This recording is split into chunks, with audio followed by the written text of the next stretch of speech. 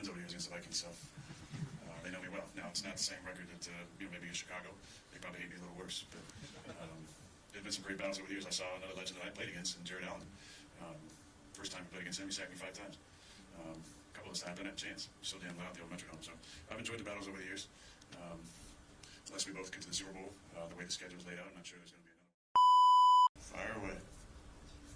Aaron, the last time you were here in 2022 was with the Packers, and since then you've been through a lot of change with the injury, with the move to New York. How does the Aaron Rodgers of today differ to the Aaron Rodgers of 2022 when dealing with a loss like this? I mean, they all hurt. Just got to be, honest with your performance every single week and hold yourself to a standard. Obviously, that was below my standard. I just found out I've never thrown 2 picks in the first quarter before, so that's a first. One of us cost, obviously, 7,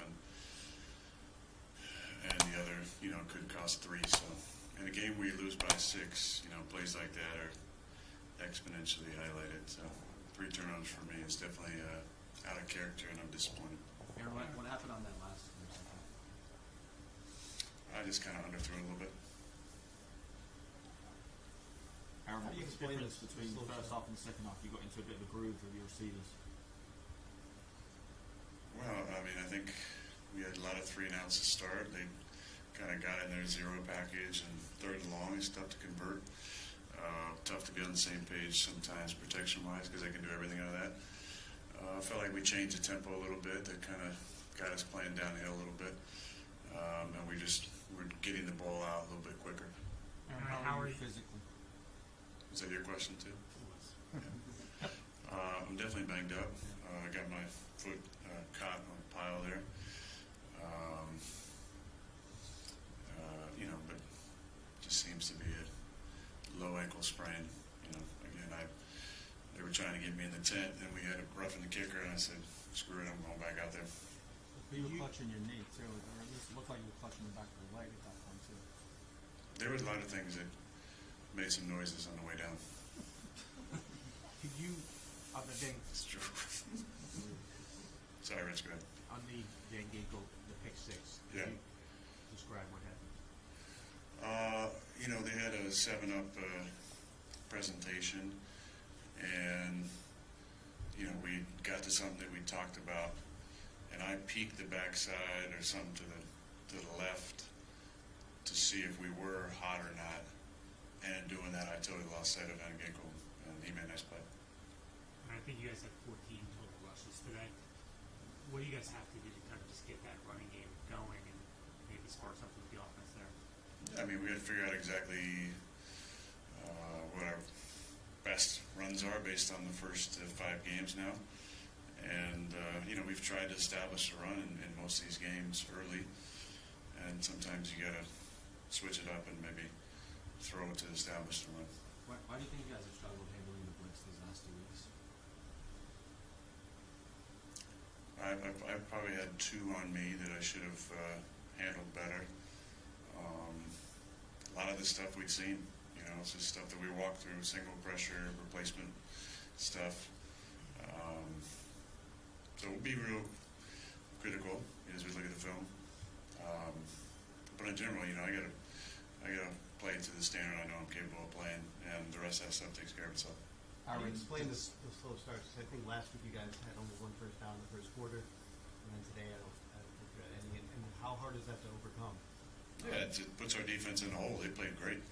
They gave up 16 points to that offense. It's been ripping everybody up without Sauce for a decent part of the game, without MC. So credit to Brick and those boys over there. I mean, my guy B.E. came up with another big-time pick that we turned into points. So they kept us in the game, and we, kind of did just enough. But we need to be playing from the lead. So we got to start faster. We say it every week. What's the magic recipe for that? We're going to go spend some time this week trying to figure that out. Aaron, despite the loss, obviously Garrett Wilson had 13 catches, good rapport with Tyler Conklin. I think if you take the pick 6 away, there was still some positives offensively. Yeah, you can't take it away though. No. You've got the Bills next though and the Steelers, so what I'm getting at is, obviously they're 2 good teams in good form. What can you take from are there any positives you can take going into those games from today? I think there's always positives to take. It's good to get G involved. Moved him around a lot, gave him a lot of different routes. And could have had even some bigger ones. He slipped on the one that could have been a touchdown. He slipped on the in break that could have been a big one out the back. So the field, there was some conversation around the slipperiness of the field, but shoot, both teams are playing on it. We got to handle that. But the most important positive to take with us is if we stick together, because there'll be a lot of people outside the building who won't be sticking with the Jets. So we stick together. I still have a lot of confidence in this team. I think it's a team that's going to make a run. Now, whether that run starts next week, the following week, or whenever it might be, I'm confident in our guys. I'm confident in leadership, and confident we'll get this thing straightened out. Aaron, how would you assess where the offense is through 5 games? We're playing below our potential. Too many mistakes. I thought until now, I think we've only had 2 turnovers, which was good because you give ourselves a chance. But we're slow starters. We're, too many mental errors, and just too many mistakes in general. That's hard to overcome. And then, for me, I got to take care of the football. You can't turn the ball over 3 times and win in this league. Couple more. Is being without Morgan Moses making a difference?